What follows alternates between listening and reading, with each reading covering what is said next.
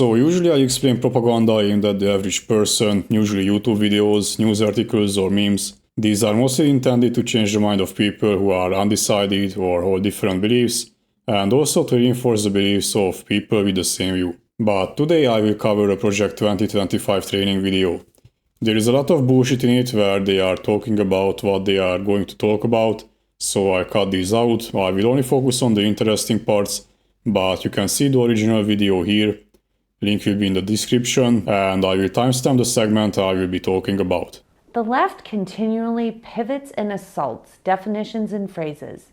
They twist words and phrases to support subconscious acceptance of a philosophy that was rejected or is against the grain of human existence, like, what is a woman?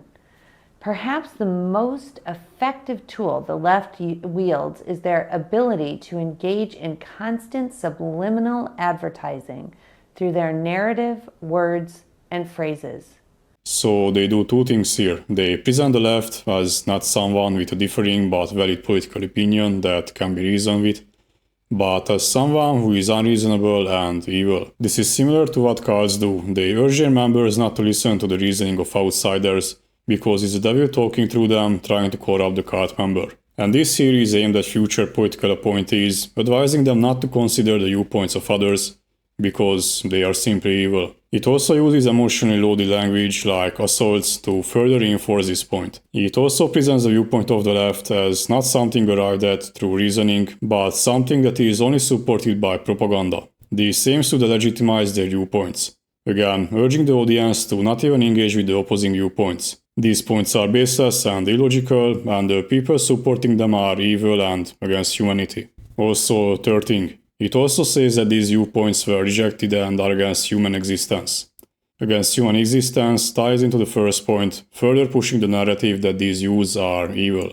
The word rejected here pushes the point that there is no popular support for these viewpoints, rather they are pushed by a small group of powerful people. Marxism became socialism, then democratic socialism, and is now represented by the terms social justice and equity. This is perhaps the most scary of all. These are different terms.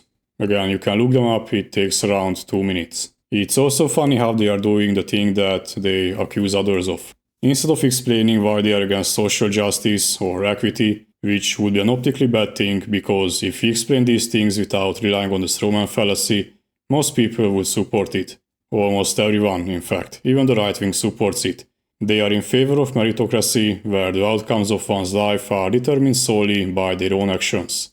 And equity is a system that is aimed to achieve that meritocracy, eliminating not just legal barriers like simple equality does, but other disadvantaging factors, like socioeconomic ones, that causes some people not to achieve the same goals despite working just as hard as others. So instead of coming up with counter-arguments against equity and social justice, they try to equate it with communism and Marxism, since a lot of people are against those systems. So if you can convince them that they are the exact same thing as equity or social justice, they will also oppose these concepts.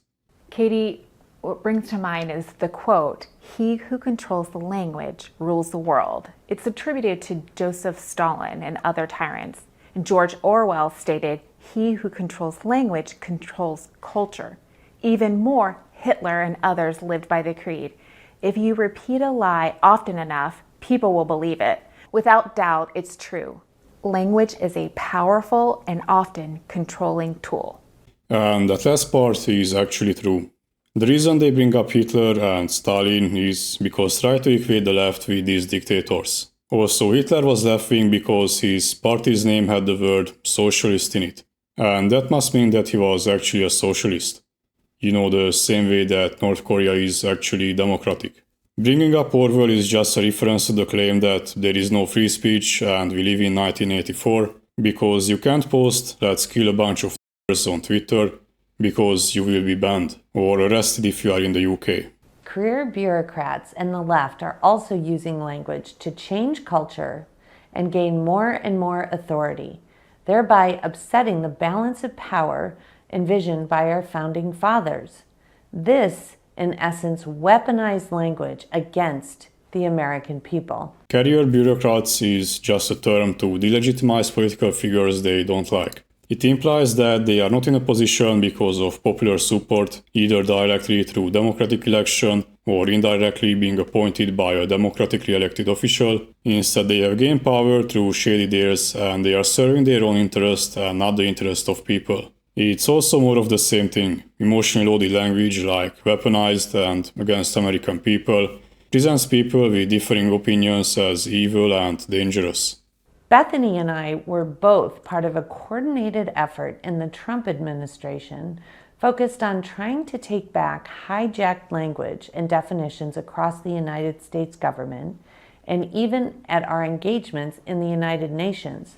So this is a pretty standard rhetoric you will find everywhere. Continuing from the previous parts where the enemy is evil and dangerous and wants destruction, here it is followed up by implying that the enemy is on the offensive and they are the ones who have started the conflict, and we are simply reacting to it as self-defense, or taking back hijacked terms. This is aimed to prevent any doubt in your actions and to justify them. You don't have to provide any reason why you are doing what you are doing, what are the benefits, or any sort of justification. You are simply acting out of self-defense, so it's obviously good and justified. It could be a covered call for violence or supporting similar sentiment, but since this is a video aimed at political appointees and not at the common public, I don't think it's a call for violence. These people will probably not engage in direct violence, but they could be less opposed to it if others do it.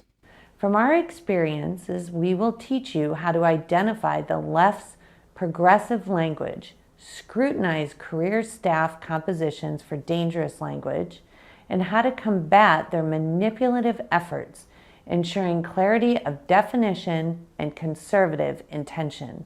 So the funny part here is scrutinizing dangerous language. Suddenly free speech is not very important. Just pretend that there is a joke here about 1984 and doublethink. Also, manipulative efforts. Again, they are not backed by public support, they are trying to trick people, they are evil and dangerous. We can tell you the words and phrases being used today, but by the time you enter the administration, these examples may be obsolete. This will help you spot crucial issue areas to pay close attention to. We do not know what they will be calling men and women by the time you begin your tenure with the administration. This is aimed to delegitimize arguments for a differentiation between sex and gender and transgenderism, implying that it's not a valid position arrived at by reasoning, but an arbitrary opinion that is currently popular, and outside of its popularity, there is absolutely no justification to hold it. The left is trying to dismantle America and rebuild it in their own image by using the art of deception, and words and definitions are their weapon of choice. It's more of the same. I'm sure you have already recognized what she is doing here.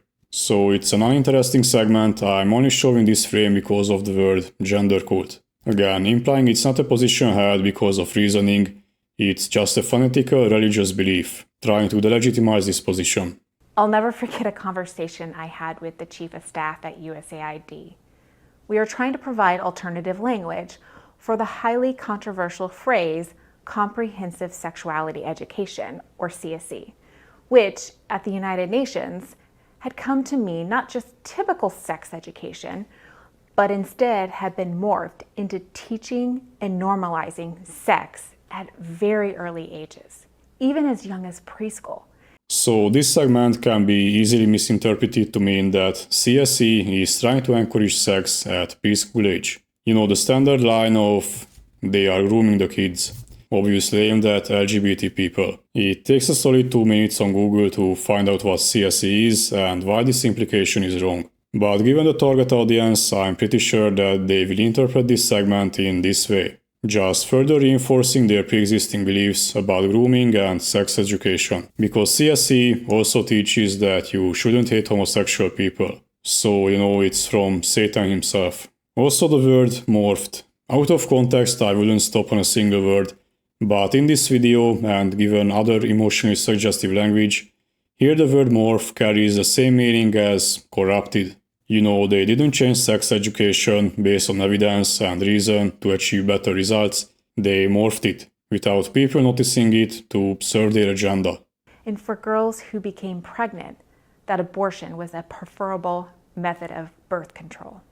I'm sure that what you have understood here is that they are trying to push abortion as a preferred birth control method compared to other methods like condoms or pills or other stuff. The target audience will definitely understand it as such. But that is not what she said. She said this. And for girls who became pregnant, that abortion was a preferable method of birth control. So I'm not a medical expert, but to my knowledge, once you are pregnant and you don't want to give birth, there isn't really any other option outside of abortion. Now, let's talk about the word abortion. The left got very creative years ago and started using different words to make abortion sound a little less like murder. So the word people use to make abortion sound less like murder is abortion. For example, sexual and reproductive health, reproductive rights, sexual and reproductive health services, reproductive health services, sexual and reproductive health and reproductive rights, sexual and reproductive health and rights. All of these include abortion.